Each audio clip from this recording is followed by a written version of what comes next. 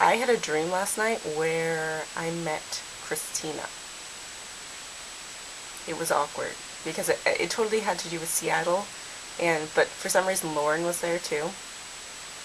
And I just tried to I was so worried the whole time that they would find my videos that were all like, I hate everything about them. Why do I love them? Because I don't. Now the story of two cousins studying abroad, and the one they loved that had no choice but to keep them all together.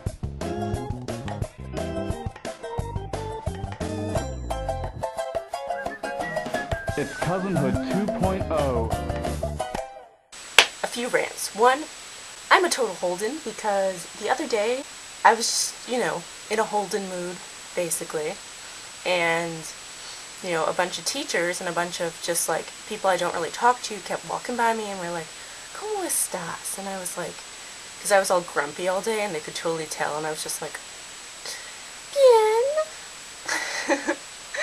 And yeah, I hate that. I think that's the most depressing thing you can say to a person. First of all, if you're feeling crappy, you don't want these people you don't know coming up to you and being like, how are you? Because you're not going to be like, well, I've got this, and this problem, and this is happening, and right now I'm down and out and feeling really crappy.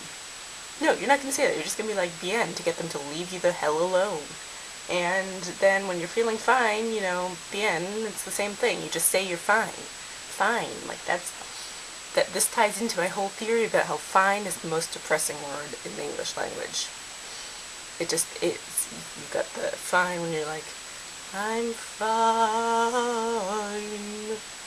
Dr. Horrible, and that was just totally off cue. And I am fine.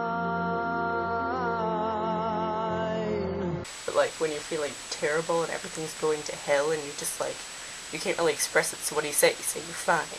Or else, you're fine, whatever.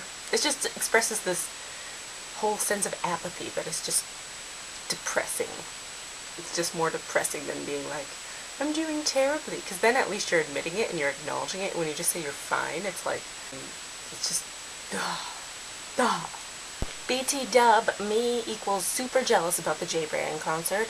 It's just so much crap I'm missing while being abroad this semester, and I mean, I love it here, and I'm so happy I'm here, but why couldn't this be last year when there was absolutely nothing of significance going on in the world? And by the world, I mean America, and by America, I mean my obsessions in America. I mean, let's think about it. You got Equus, Daniel Radcliffe, he was over here in England, in Europe, in this part of Europe, for whatever, 4 million years, mostly 17, and the second I come over here, he runs away to America to go show his peen to everyone in New York, and I get to miss it.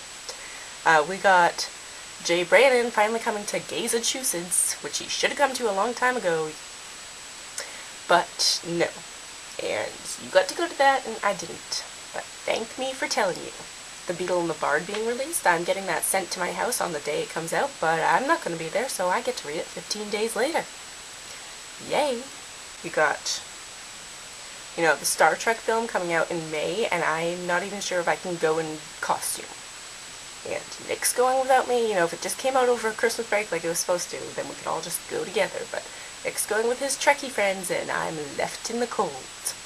Must have been your lifelong ambition. This is great. My favorite artist, or not my favorite artist, but my favorite, local living artist is having a huge show in the De Cordova Museum this coming spring, and I'm going to just miss the edges of it by 10 days on each side.